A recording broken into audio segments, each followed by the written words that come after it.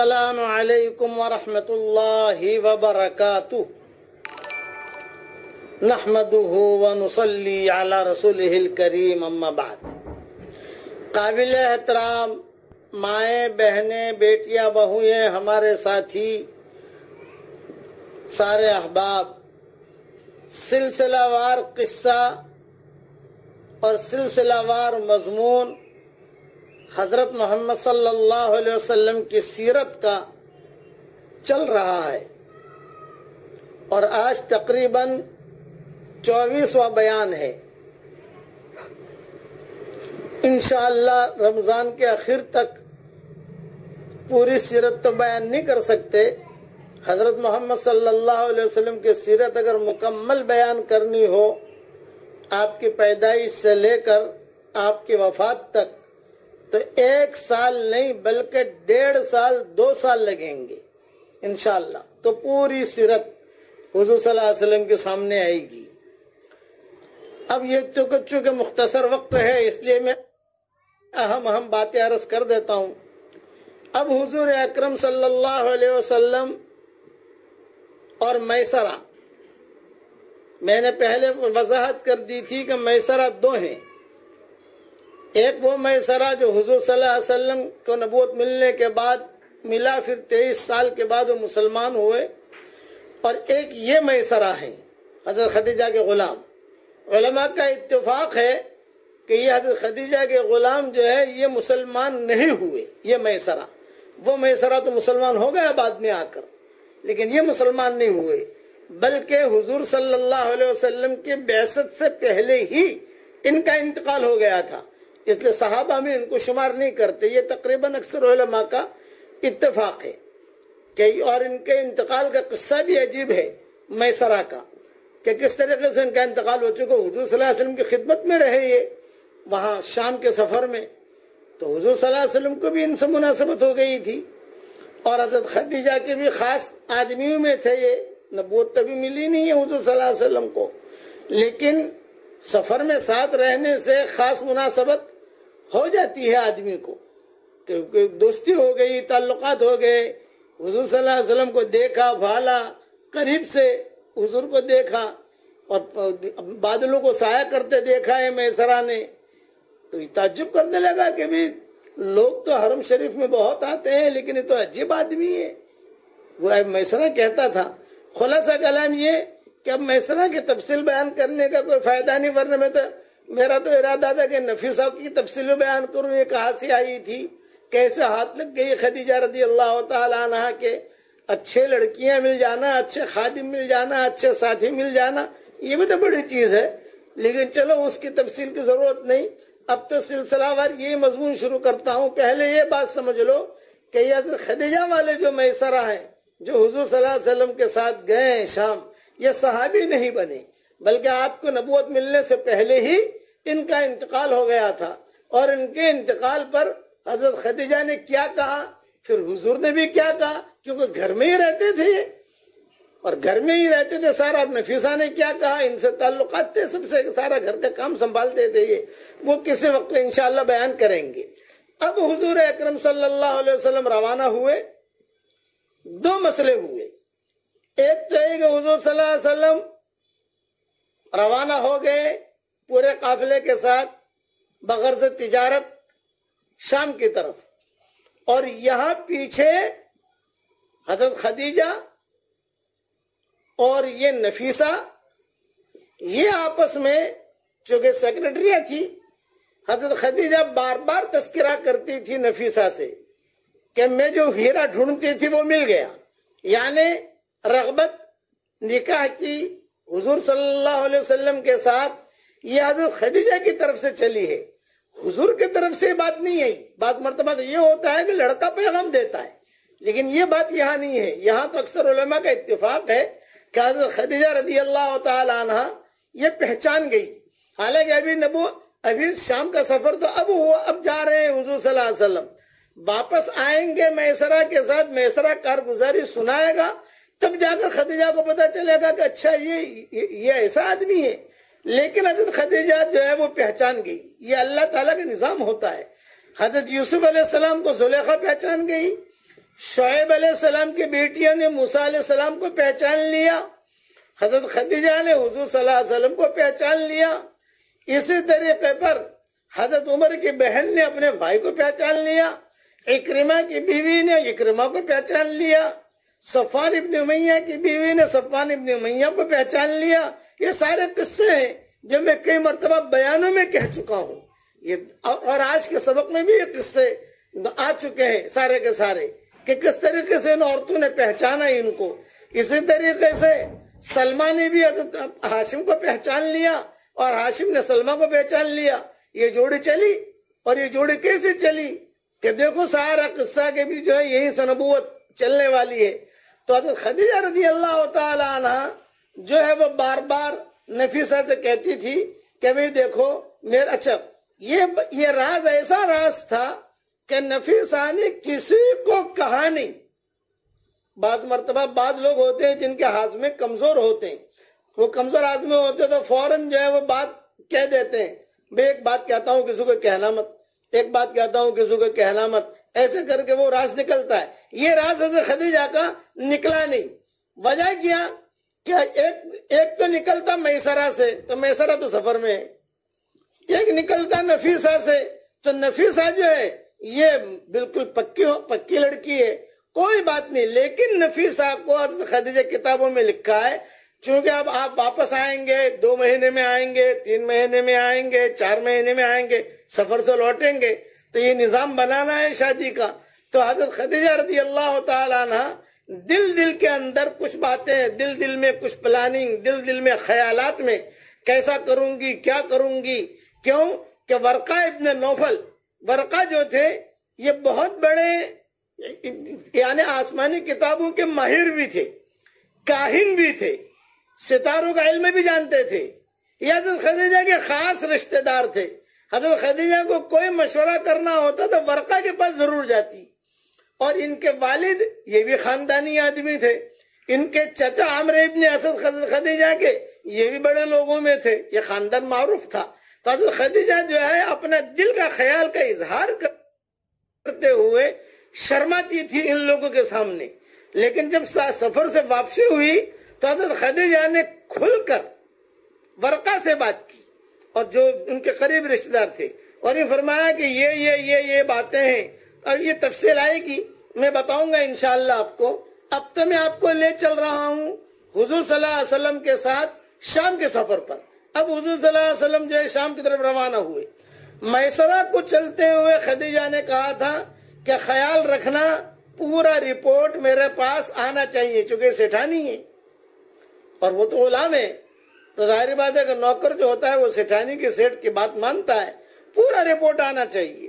اور جب روانہ ہوئے تو حضور اکرم صلی اللہ علیہ وسلم جب بصرہ پہنچے تو ایک سایہ دار درخت کے نیچے بیٹھے حضور صلی اللہ علیہ وسلم۔ وہاں ایک راہب رہتا تھا جس کا نام نستوارہ تھا، وہ دیکھ کر آپ کی طرف دوڑا آیا، ایک دم بھاگا آپ کو دیکھ کر، اور یہ کہا کہ عیسیٰ ابن مریم کے بعد سے لے کر اب تک یہاں آپ کے سوا اور کوئی نبی نہیں اترا، یہ اس زمانے کا آخری نبی ہونے والا ہے، اس زمانے کا یہ آخری نبی ہونے والا ہے، یہ اس راہب نے کہا۔ میسرہ یہ تعجب کرنے لگا کہ کیا بات کہہ رہا ہے یہ آدمی۔ اچھا، راہب کا مطلب ہوتا ہے بڑا آدمی، بڑا عالم، اتنا بڑا آدمی۔ پھر اس نے ایک سوال کیا کہ تمہارا کیا نام؟ میسرہ نے کہا کہ میسرہ۔ تو انہوں نے کہا کہ ان کی آنکھوں میں یہ سرخی ہے۔ میسرہ نے کہا کہ ہاں، یہ حضور صلی اللہ علیہ وسلم کی آنکھوں میں معمولی سی سرخی تھی جس سے آنکھیں خوبصورت لگتی تھی، کہ یہ سرخی ہے۔ میسرہ نے کہا کہ ہاں، یہ سرخی آپ سے کبھی بھی جدا نہیں ہوتی۔ تو راہب زور سے بولا، ہوا وہو نبی وہو آخر الانبیاء، وہو نبی وہو آخر الانبیاء، ہاں یہی وہ نبی ہے اور یہی آخری نبی ہے، بس یہی ہے۔ یہ کہہ کر راہب نے جو ہے اعلان کرنا شروع کر دیا، چونکہ امیر تھا جب اس نے اعلان کرنا شروع کر دیا اور زور زور سے جو ہے بولنا شروع کیا تو جو اس کے یعنی شاگرد تھے وہ بھی بھاگے بھاگے آئے اور سب دیکھنے لگے، اشارہ کرنے لگے، ہاں یہی ہے، ہاں یہی ہے، ہاں یہی ہے۔ اور حضور صلی اللہ علیہ وسلم اپنا بالکل اطمینان کے ساتھ، کوئی بھی ٹینشن نہیں، لوگ آتے تھے تو حضور سے ملاقات کرتے تھے، حضور صلی اللہ علیہ وسلم ملاقات کرتے تھے، جیسے عام آدمی آتا ہے مسافہ کرتا ہے اس طریقے سے آپ ملاقات کرتے تھے۔ چونکہ حضور صلی اللہ علیہ وسلم اپنے بارے میں، حضور صلی اللہ علیہ وسلم کو بھی کچھ خواب، کچھ ایسی چیزیں آتی تھی جس سے سمجھتے تھے کہ بھئی اللہ میرے ساتھ کچھ معاملہ کرے گا، کچھ معاملہ ہوگا، کیا ہوگا یہ کچھ پتا نہیں۔ اس لیے کہ آدمی کے ذہن میں یہ ہوتا ہے مال ہو تو میں یہ کروں گا، زمین ہو تو یہ کروں گا، عہدہ ہو تو یہ کروں گا، وہاں مال و منال تو وہاں تو مال تو ہے ہی نہیں، وہاں کوئی عہدہ تو ہے نہیں، لیکن آپ کو کبھی کبھی یہ خیال آتا تھا کہ میرے ساتھ کچھ معاملہ ہوگا، چونکہ سفروں کے اندر یہ ساری چیزیں حضور دیکھتے رہے۔ چنانچہ روایتوں میں آتا ہے آپ خرید و فروخت میں مشغول ہو گئے، اسی اثنا میں ایک شخص آپ سے جھگڑنے لگا، جیسے دھندے کے اندر ہوتا ہے نا، یہ تو نے کم دیا، یہ تو نے کم، تھوڑا بہت ہوتا ہے معاملہ کاروبار میں۔ ایک شخص آپ سے جھگڑنے لگا اور اس نے آپ سے یہ کہا کہ تم لات و عزا کی قسم کھاؤ، لات اور عزا کی قسم کھاؤ۔ تو حضور اکرم صلی اللہ علیہ وسلم نے فرمایا کہ میں نے کبھی بھی لات اور عزا کی قسم نہیں کھائی۔ یہ لات اور عزا یہ اصل میں ان لوگوں نے نام بگاڑے تھے، اللہ تو اللہ کو یہ لات کہتے تھے، عزیز، عزیز سے یہ عزا نکالا۔ یہ مفسرین نے لکھا ہے وَلِلَّهِ الْأَسْمَاءُ الْحُسْنَىٰ فَادْعُوهُ بِهَا وَذَرُوا الَّذِينَ يُلْحِدُونَ فِي أَسْمَائِهِ سَيُجْزَوْنَ مَا كَانُوا يَعْمَلُونَ۔ چونکہ آج کے درس قرآن میں نے دیا ہے تو اس میں نے تفسیر پڑھی کہ یہ لوگ جو اللہ کے ناموں کو بگاڑتے تھے، یہ لوگ، یہ مشرکین مکہ، تو انہوں نے کہا لات عزا کی قسم کھاؤ۔ اس نے فرمایا میں نے کبھی لات عزا کی قسم نہیں کھائی، اور اتفاقاً آپ نے جواب دیا۔ اب وہ جھگڑ رہا ہے اور اردو جواب دے رہے ہیں، اتفاقاً جب کبھی میرا لات اور عزا پر گزر بھی ہوتا ہے میں اعراض اور کنارہ کشی کے ساتھ وہاں سے گزر جاتا ہوں۔ یہ آپ نے جواب دیا۔ یہ سن کر اس شخص نے کہا بے شک بات تو آپ ہی کی ہے، یعنی صادق اور آپ سچے ہیں۔ پھر اس شخص نے کہا واللہ یہ شخص ہے جس کی شان اور صفت کو ہمارے علماء اپنی کتابوں میں لکھا ہوا پاتے ہیں۔ وہ بھی یہودی تھا، وہ بھی راہب تھا، وہ بھی جو ہے وہاں کا چودھری تھا۔ تو آپس میں جو لڑائی ہوئی تو حضور نے کہا میں یہ نہیں کرتا۔ میسرہ کا بیان ہے کہ جب دوپہر کا وقت ہوتا اور گرمی کی شدت ہوتی تو میں 2 فرشتوں کو دیکھتا کہ وہ آ کر آپ پر سایہ کر لیتے ہیں۔ 2 فرشتے آتے اور سایہ کر لیتے ہیں۔ جب آپ اچھا اسی طریقے سے دیکھا درخت کے قریب سے گزرتے ہیں تو کہیں سے آواز آتی ہے السلام علیکم یا رسول اللہ۔ اللہ کبھی نبوت تو ملی نہیں ہے، ڈھونڈتے بھی کون یہ سلام کر رہا ہے۔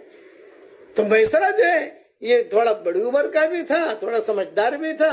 حضور اکرم صلی اللہ علیہ وسلم کے ساتھ خدیجہ نے بھیجا تھا اسی وجہ سے کبھی دیکھیں یہ آدمی کون ہے کیا نہیں، اس لیے کہ میں چاہتی ہوں کہ اسے اپنے حرم میں لوں تو ظاہر بات ہے کہ تحقیق کر کے لوں۔ تو یہ میسرہ بار بار کہتا تھا کہ میں دیکھتا تھا جہاں دھوپ آتی تو 2 فرشتے آ کر سایہ کرتے، میں بھی فرشتوں کو دیکھتا۔ کبھی فرشتے نہیں بادل آ جاتے کہ بہت دھوپ ہے کڑاکی کی اور بالکل گرمی ہے تو فوراً جو ہے بادل آ کر سایہ کرنے لگتے۔ یہ سارا منظر میسرہ جو ہے نوٹ کرتا رہا۔ سفر میں گئے وہاں پر کسی سے کوئی انبن ہو گئی، کسی سے کوئی لین دین کے اندر تو حضور صلی اللہ علیہ وسلم نے چھوڑ دیا۔ بھئی کسی نے کہا پیسہ نہیں دوں گا، یہ جیسے ہوتا ہے آپ نے کہا کوئی بات نہیں۔ کبھی کبھار یہ ہوتا کہ میسرہ کہتا حضور صلی اللہ علیہ وسلم سے بھئی اتنے پیسے کیوں چھوڑ رہے ہو آپ، یہ تو دھندے کے اندر نقصان ہوگا۔ تو آپ فرماتے کہ کوئی بات نہیں، میرے حساب میں نقصان ہوگا، میں لڑائی نہیں کروں گا۔ لڑائی کو پسند نہیں کرتے تھے، یہ ہمیشہ یاد رکھنا۔ کہ لڑائی سے برکتیں ختم ہو جاتی ہیں. شب قدر کے تعین بھی لڑائی سے ختم ہو گیا کہ اس ورنت جو ہے ایک ہی شب قدر ہوتی ہے، لوگ اسی میں عبادت کرتے، لیکن یہ کہ لڑائی نہیں. آپ نے فرمایا نہیں ٹھیک ہے، مقدر کا جو ہوگا ملے گا. لیکن اللہ تعالیٰ نے بہت برکت دی. یہاں تک میں کئی قصے چھوڑ رہا ہوں کیونکہ سفر لمبا ہے نا. ایک دو قصے، کئی قصے ہوئے ہیں. جیسے حضور اکرم صلی اللہ علیہ وسلم گئے تھے حضرت ابو طالب کے ساتھ، تو جاتے ہوئے 15 قصے ہوئے، شام آتے ہوئے 22 قصے ہوئے. یہ سارے میں نے چھوڑ دیے. اسی طریقے سے نفیسہ کی سارے قواعد چھوڑ دیے. میسرہ صرف اتنا بتا دیا کہ وہ مسلمان نہیں ہوئے تھے اور ان کے حضور کے نبوت ملنے سے پہلے ان کا انتقال ہو گیا، جس پر حضرت خدیجہ نے مرثیہ کے اشعار پڑھے اور حضور صلی اللہ علیہ وسلم کو یہ بہت اثر ہوا اس کا، اور سارا گھر کا کام سنبھالتے تھے. اب جو ہے واپس جب آئے تو پتہ چل گیا ابو طالب کو کہ یہ قافلہ واپس آ رہا ہے. میں نے کئی قصے بیچ میں چھوڑ دیے ہیں جو کہ مجھے مضمون اب پورا کرنا ہے، کچھ راتیں رہ گئی ہیں، اس لیے میں مختصر لے کر چل رہا ہوں. اب جب ابو طالب کو پتہ چلا تو ابھی فلاں قافلہ آ رہا ہے. حضور صلی اللہ علیہ وسلم یعنی محمد گئے تھے کاروبار کے لیے، یہاں خدیجہ کو بھی پتہ چلا قافلہ آ رہا ہے. ابو طالب کو ایک ٹینشن، اور وہ ٹینشن بھی ان کے اعتبار سے برابر تھا.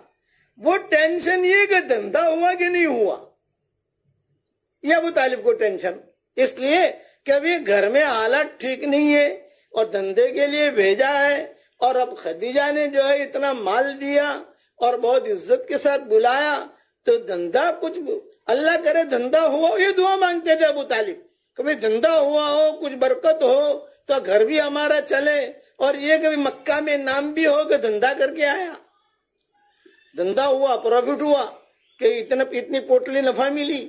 یہ حضرت خدیجہ کو یہ ٹینشن نہیں تھا. حضرت خدیجہ کو دوسرا ٹینشن تھا. وہ ٹینشن یہ کہ میسرہ آ کر کیا کارگزاری سناتا ہے. یہ دونوں ٹینشن اپنی اپنی جگہ برابر ہے.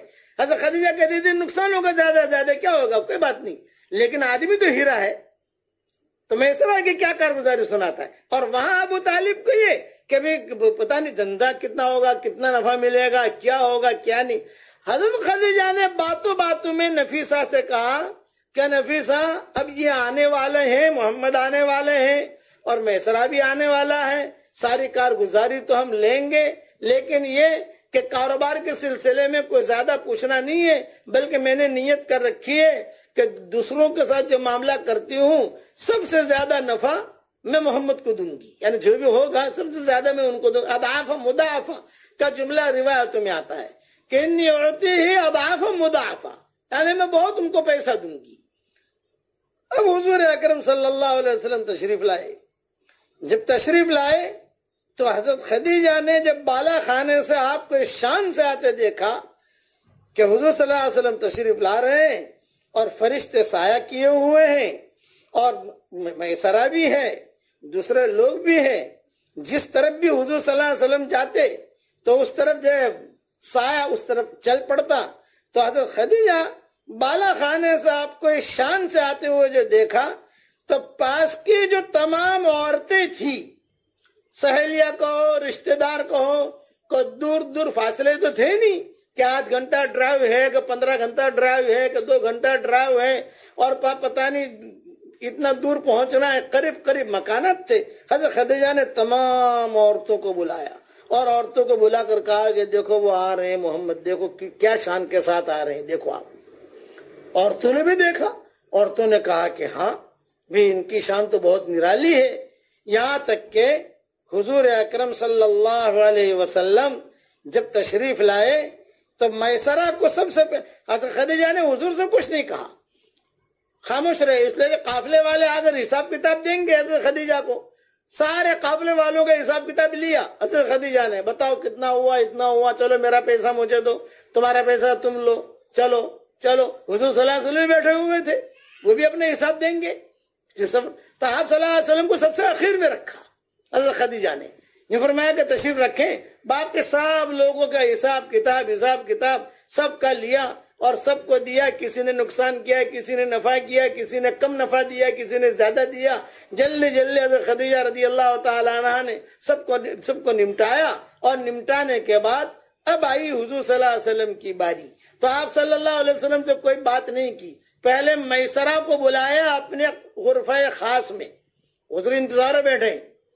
میسرہ کو بلایا, اور میسرہ کو بلا کر حضرت خدیجہ نے پوچھا کہ یہ آدمی لڑکا کیسا تھا تم نے؟ تو میسرہ نے کہا کہ آپا جان میں کیا بتاؤں, برکتی برکت ہے, خیری خیر ہے.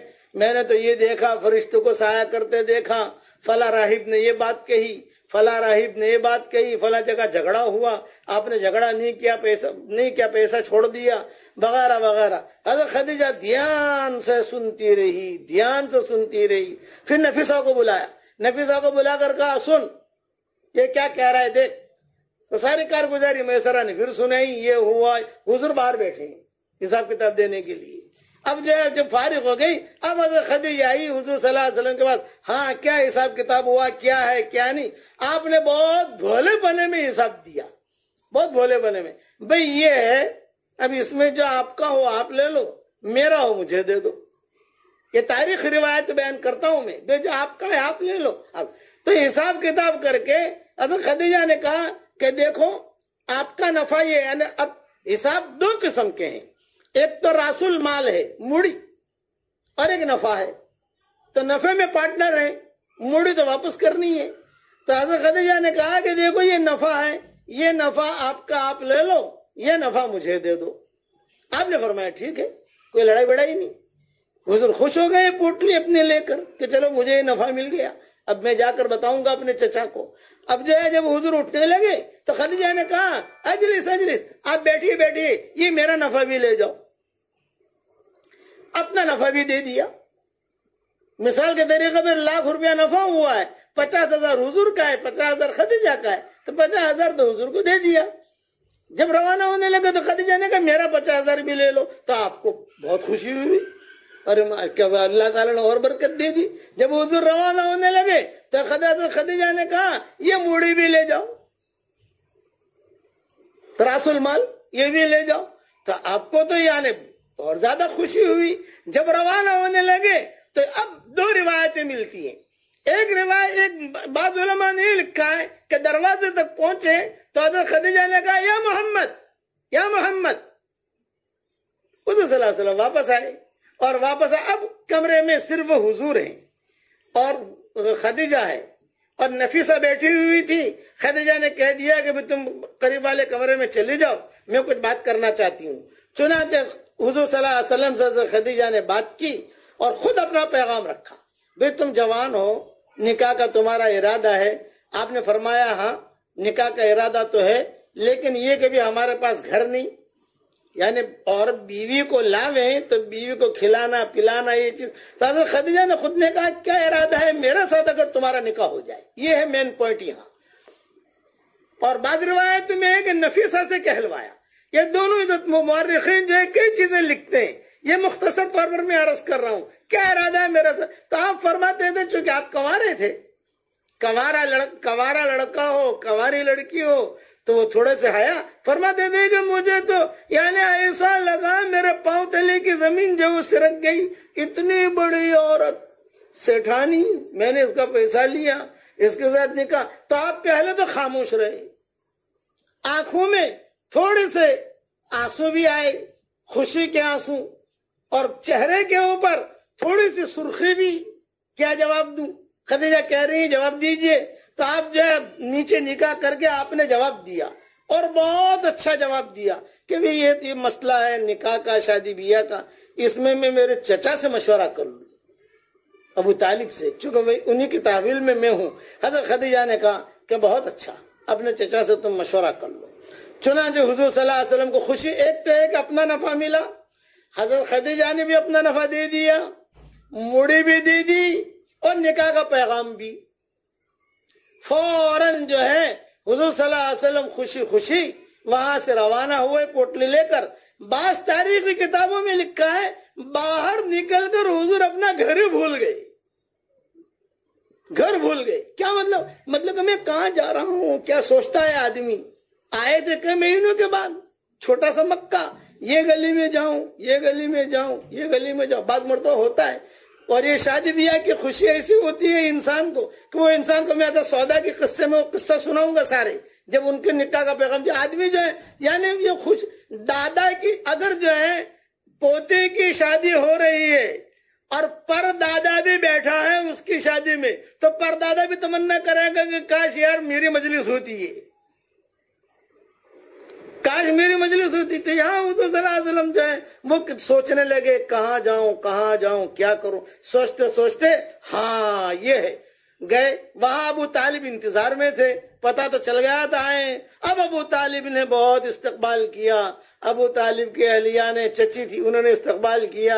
یہ جو علی یہ جو دوسرے بچے وغیرہ تھے، حضرت علی تو اس وقت پیدا ہوئے تھے نہیں ہوئے تھے یہ تو مجھے معلوم نہیں ہے، لیکن یہ کہ جو بھی دوسری اولادیں تھیں، اس لئے ابھی حضرت عائشہ تو پیدا نہیں ہوئی ہے، ابھی یہ لوگ بھی پیدا بھی نہیں ہوئے ہیں، اس لئے حضور صلی اللہ علیہ وسلم کا تو مسئلہ چل رہا ہے سارا۔ چنانچہ بہت استقبال کیا، بیٹھے، اور حضور صلی اللہ علیہ وسلم نے ساری کارگزاری سنائی بھولے پن میں انداز میں۔ چچا اتنا میرا ہوتا تھا، آپا نے زیادہ دے دیا، اور یہ بھی اور یہ بھی یہ بھی۔ ابو طالب کہنے لگے کہ واہ واہ واہ واہ، بہت نفع، مجھے تو یہ ٹینشن تھا کہ تو دھندا بھی کرے گا کہ نہیں، نفع بھی ہوگا کہ نہیں۔ یہ کہا نہیں بہت اللہ نے دیا، بہت برکت دی۔